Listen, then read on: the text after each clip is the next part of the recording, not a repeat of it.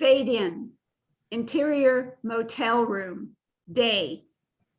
We open on a quaint, cozy motel room. It's a bright space designed to feel just like home.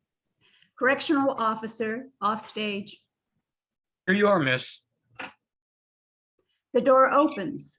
The correctional officer, CO, 60s, an easygoing veteran, holds the door open for Rose, 20s, soft, yet ice cold, to enter. Her style is contained and professional.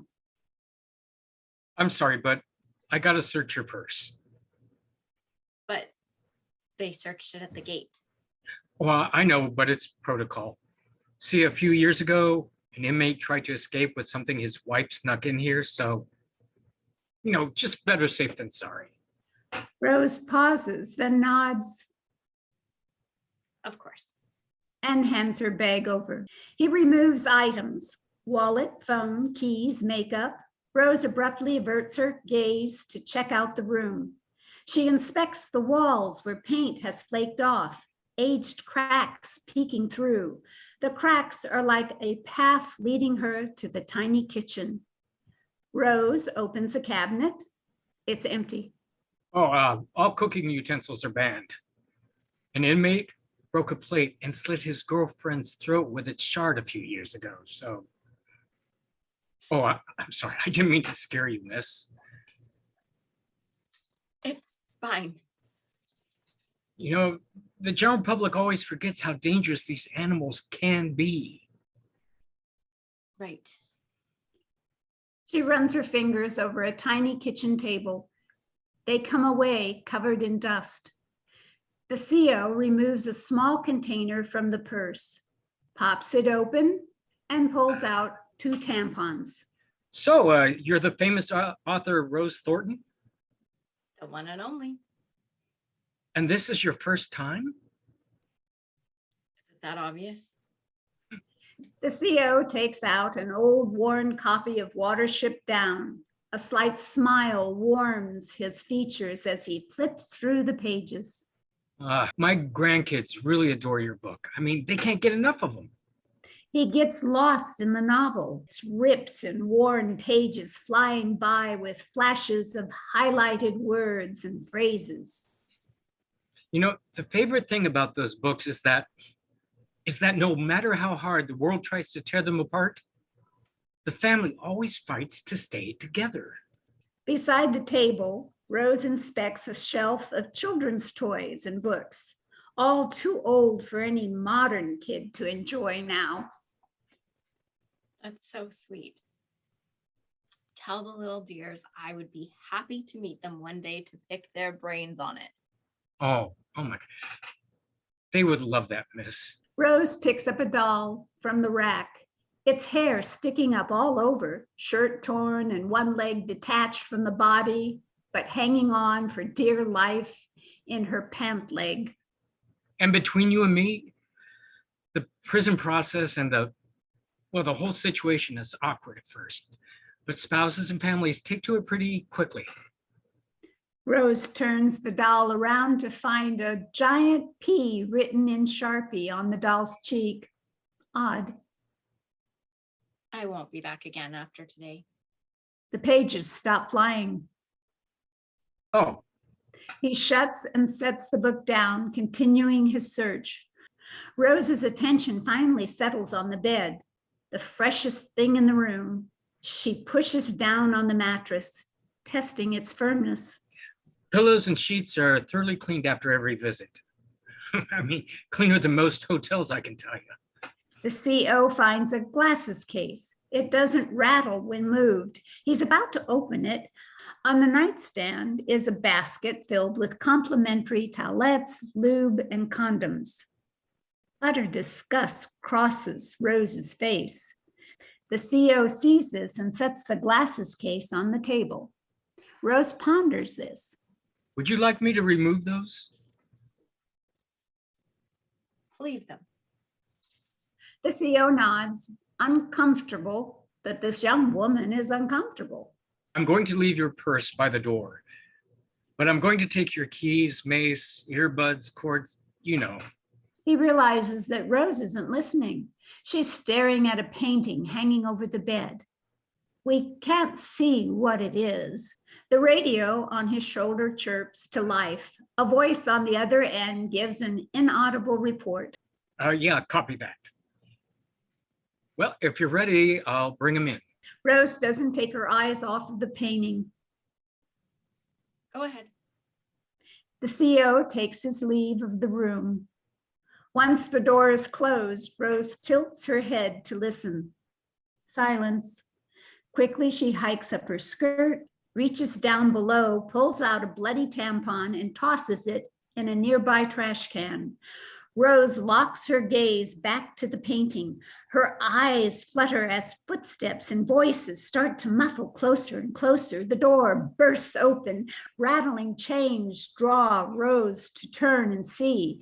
The CO and 2 officers escort an inmate into the room. One officer removes the chains from his wrists and feet, while the other performs a pat-down. The inmate pays them no mind. The second he steps foot in the room, his eyes lock on Rose. Rose is hit with the dark power of his gaze. She recovers, then takes him in.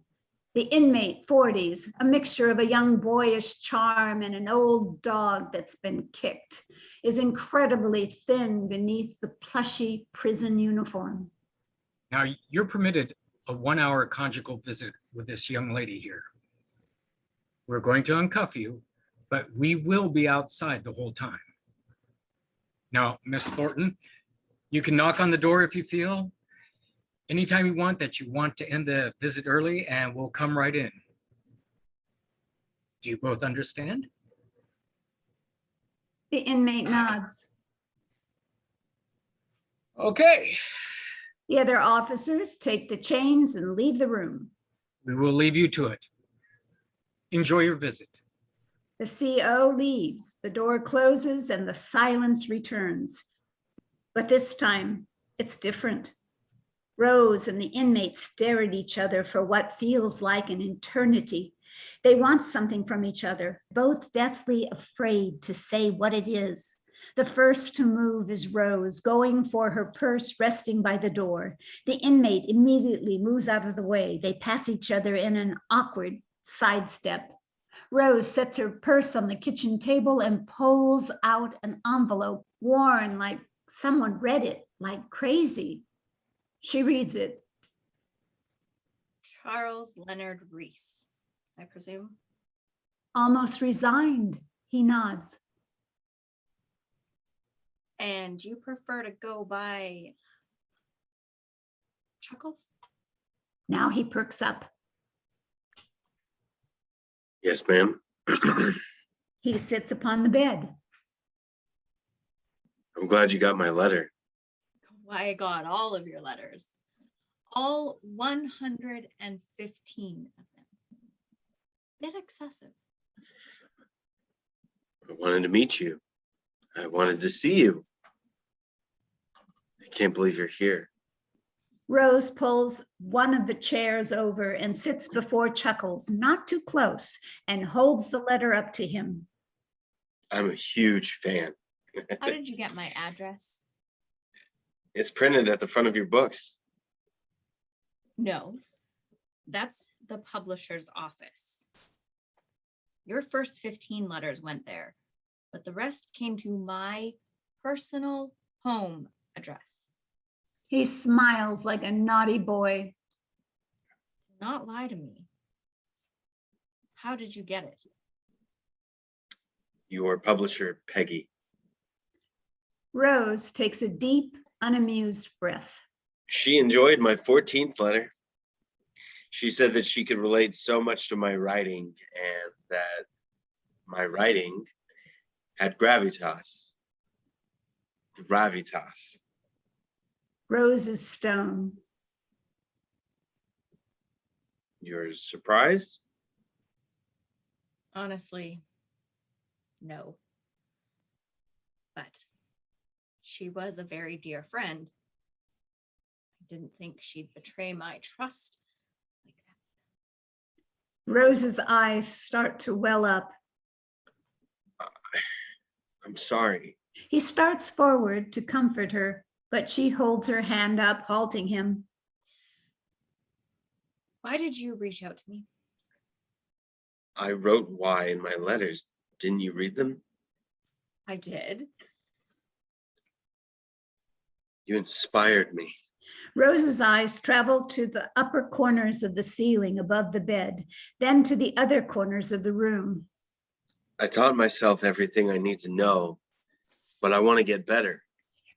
You're the only one who can help me do that. Rose's eyes rest on the painting above the bed again. Chuckles turns to look, noticing it for the first time.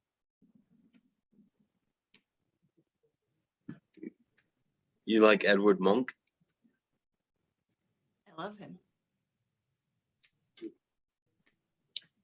Well, I much prefer The Kiss. People say it's romantic. What, you don't agree? A man and woman aren't kissing. Their faces are fused together. But they're holding each other. They can't escape, so all they have to hold on to is each other. The human subjects in his oeuvre are depicted precisely as they are, draining the life of one another. Vampires. Well, he has a painting called Vampires. That he does, Chuckles.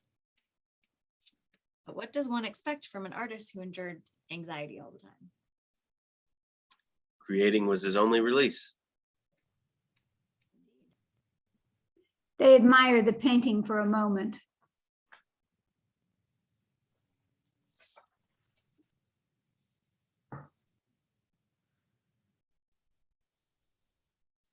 Please let me join Rose. I can't do that. Why not? You invaded my home, my privacy. I don't want you anywhere near the children. I don't want to hurt them. Trust me. Trust you? How am I supposed to even believe anything you say?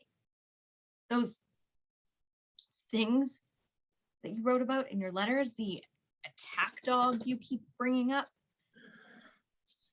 is that you? Is that who you really are? Chuckles shrinks into himself like a punished child. To detail. Are these violent thoughts just fantasies, or are they real? I'm in here for tax evasion. I'm not a fucking animal. But that's how you referred to yourself. The attack dog who ate. Rose's eyes. Rose eyes the corners of the room again. There are no security cameras in here, if that's what you keep looking for. My puppy. You said that you wanted to be my puppy. I know what I wrote. Then why do you keep lying? I'm not lying. You know what? I'm not doing this. Rose stands. Wait, Chuckles grabs Rose's wrist and smooshes her hand into his face, brushing his lips across the back of her fingers. don't go. Don't go, please. Don't leave me. I'm sorry. Rose is unsettled at his touch. Charles, let go of me. He immediately does what he's told. This intrigues her. Good boy. They're frozen, quiet, but the way they stare at each other is louder than one could scream. Rose wipes her shaking hands on her skirt before going for the kitchen table, picks up her glasses case that the CO forgot about, and brings it over. She sits down before Chuckles again, presenting the case like a religious relic. Chuckles' gaze darts between Rose's face and the case. I admit, I knew it was Peggy who gave away the address to my home.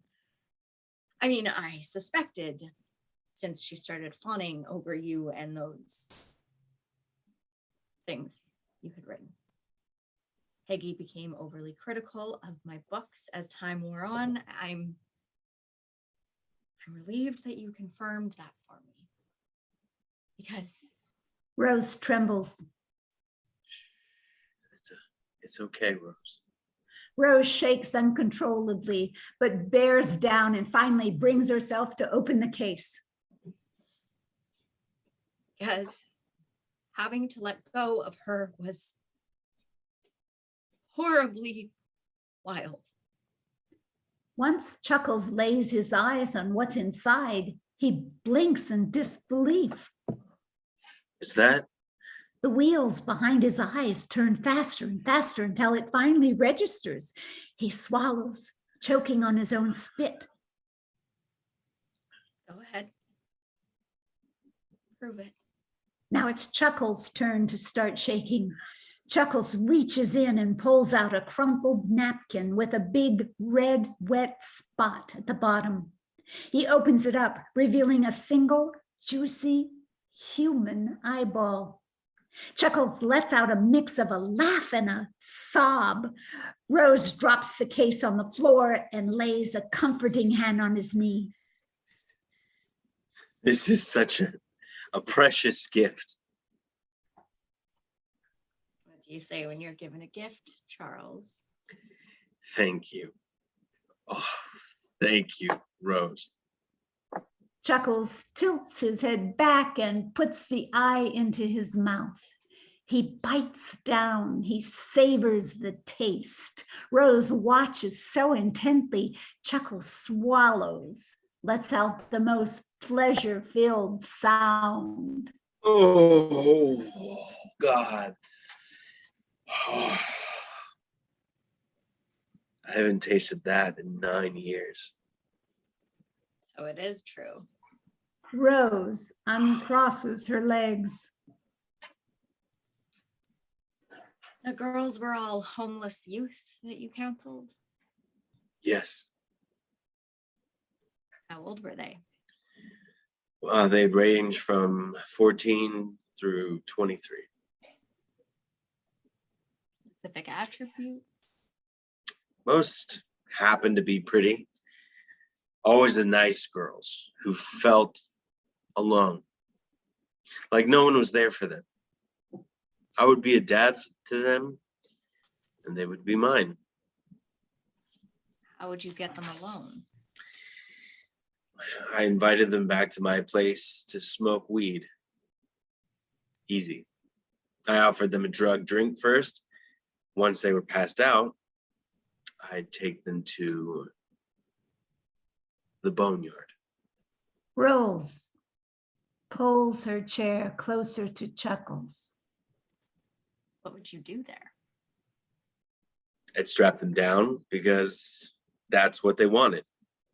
You see, their lives were so out of control that I wanted to help them. They were such strong, smart girls that they needed forced control. So that's what I would do for them. I would duct tape their arms and legs and then gag them.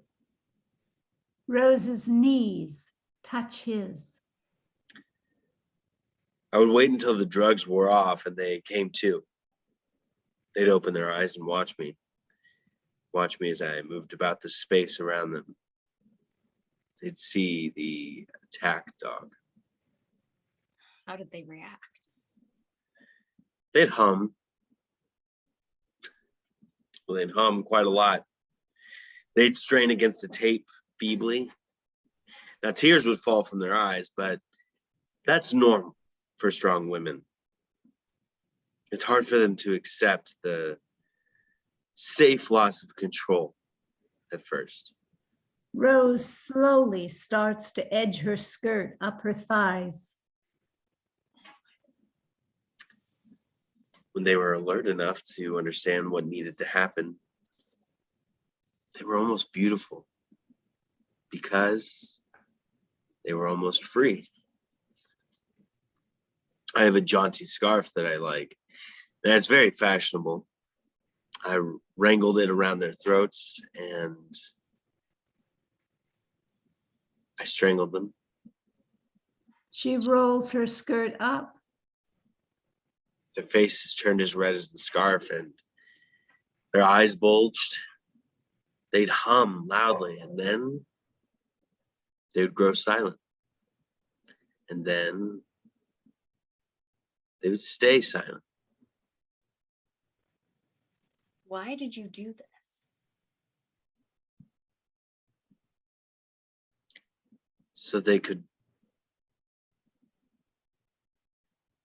So they could finally rest. Rose reaches below her skirt. What did you do with their bodies?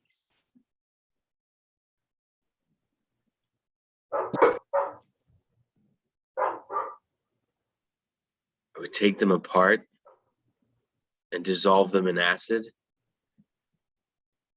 I bought a meat tenderizer at Sears, cooked and ate some of their meat. Rose fingers herself. You keep parts of them? I kept their heads and hands. The girls had such beautiful heads, soft hair, and perfect doll faces that I drilled a big hole through their skulls and into their brains. And then I put myself inside, And how did that feel? like the most glorious, slightly sticky hug.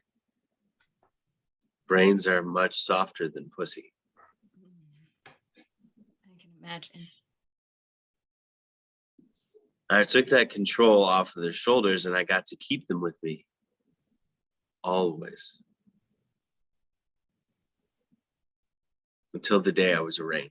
Rose is still going to town. Before I left for prison, I took down my shrine and spread their bones in the woods around my house. My wife thought I was grieving our life together, coming to an end, but I was grieving losing those girls. I watched my dream collapse right before my eyes. It was all too much to bear. Chuckles begins to cry. He shrivels further into himself, making fists and wiping his eyes with them like a little boy.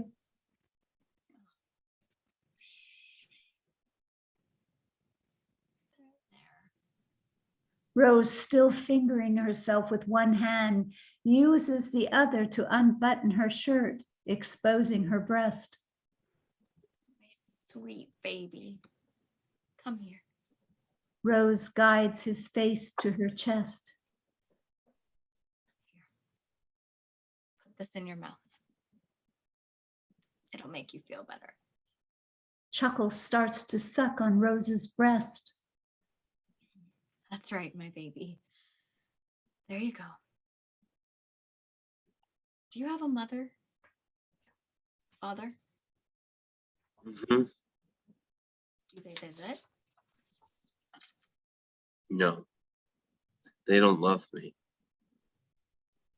Because they aren't your real family. Your mother didn't protect you from the monsters. But I can. Do you want me to protect you from the monsters? Yes, If you renounce your former unworthy parents, I can be your mother. And you can be my baby. Would you like that? Would you like to join the children? that's all I've ever needed, Rose. You know what I want. I want someone to protect the children and me. Just until we carry out our super secret plan. Slack run. What, like from Watership Down? The very one. My favorite book. It's mine too. There are some mighty bad politicians who don't want to see slack run happen. Rose takes her hand from beneath her skirt and runs it through Chuckles' hair. pulling him away from her breast to look up at her. I want a puppy I can sick on them whenever they get in my children's way. A soft, adorable puppy. Rose puts those fingers to Chuckle's lips. He starts to lick them. Once Slack Run is complete, the nation will finally have, what did you call it? The gift that you gave those girls. Safe loss of control. Yes. I love that. My children need an attack dog to protect them. Can you do that for me? Rose lets Chuckles suck on her fingers. Can you be an attack dog for Mummy? I'm your attack dog. I'll always be your attack dog. Splendid. She cups his face in her hands, kissing both eyes ritualistically. Now, usually a puppy needs to perform a trick before receiving a treat. But since you've been such a good boy, I'm going to give you a treat first. Now, would you like a treat from Mummy? I would love any tiny thing you give to me. Wonderful. Now, lie back. Rose undoes the front of his trousers, and her head disappears below his waist off screen. We stay on the painting, which is now revealed as Man and Woman One by Edvard Munch. We hear Chuckles' breath catch. Who's a good boy? I am. Who is? I am. You're a what? I'm a good boy. Who am I? You're everything. You're everything I've ever wanted. And what have you always wanted? Queen. You're my queen. I'm your attack dog and you're my queen. That's right. We push in on the chaotic painting as Chuckles comes like a force of nature. Smash cut to the kitchen faucet, unleashes water from the tap. Rose is cleaning her teeth with her finger, scrubbing her inner and outer gums. Chuckles is still laying on the bed, splayed about and staring at the ceiling like he's witnessed the next coming of Jesus. Literally, Chuckles has been reborn into Rose's image of Charles. How much time do we have left? Rose swishes water in her mouth as she checks her watch.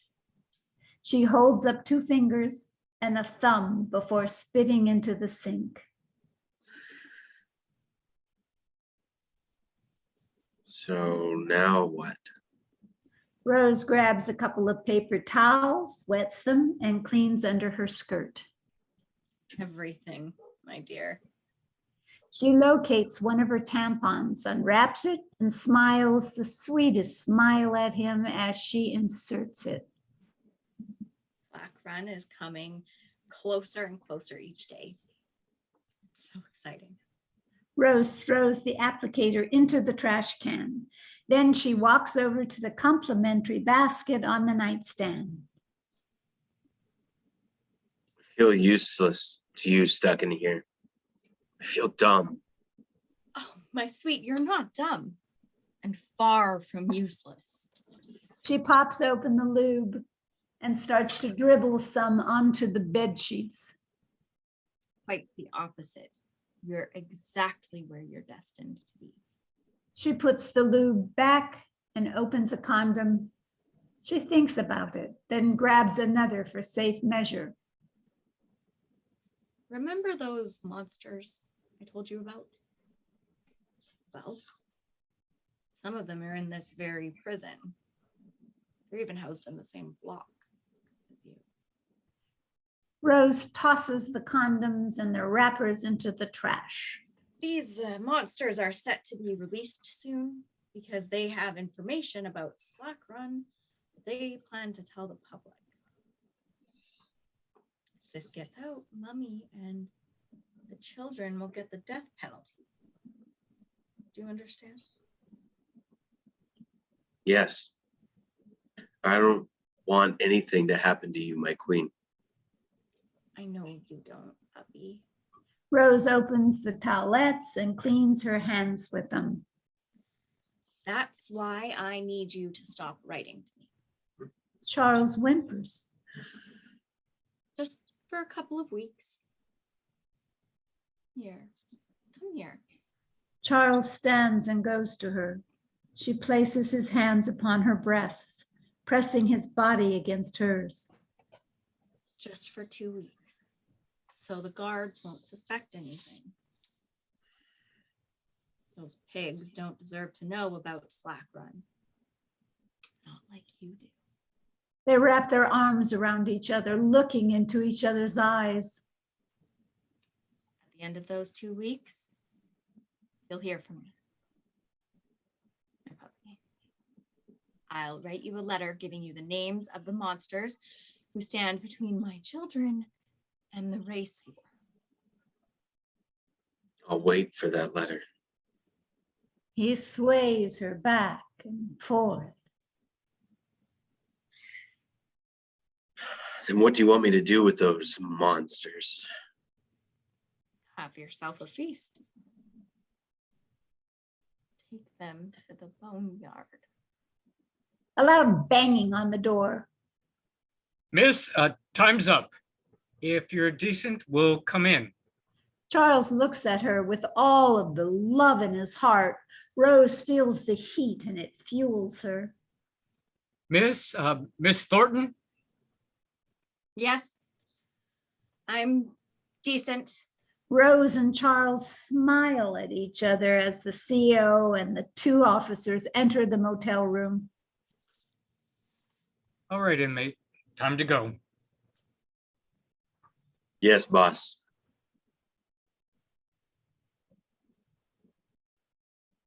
Good, Charles. I will.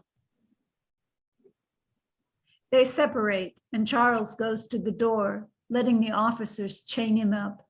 The CO inspects the room, noticing the glasses case on the floor. Rose's smile drops when he picks it up. Everything go okay in here? He holds the case out to her. Rose quickly grabs it and settles it against her chest. Got the answers that I needed. Good, that's great to hear. And I'm sorry about the protocol.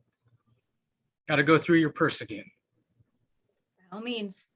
The CO performs his run-of-the-mill check. Say goodbye to the lady, inmate.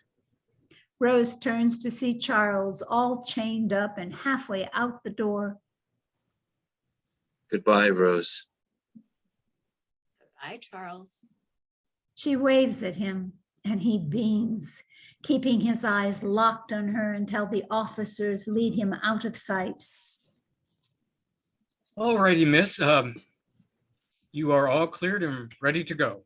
The CO zips up Rose's purse and hands it back. She smiles at him as she slings it over her shoulder. Shall we? We shall. The 2 make their way toward the exit. It was really having you visit today here, Miss Thornton. It was lovely meeting you. And seriously, I'll have my new publisher get your contact info to send your grandchildren an unpublished manuscript. Oh, they would be so absolutely thrilled. I mean, you sure bring happiness to kids all around the world. Hell, you seem to have put a spring in old Chuck's step. I mean, I haven't seen that man that happy in 10 years. The CO opens and holds the door for her. Well, I've been curious about him for a long while. And I see that he's a very good man. He just needs to shake the skeletons in his closet. Rose takes her leave. You can say that again. The CO steps out of the room and closes the door to black. The end.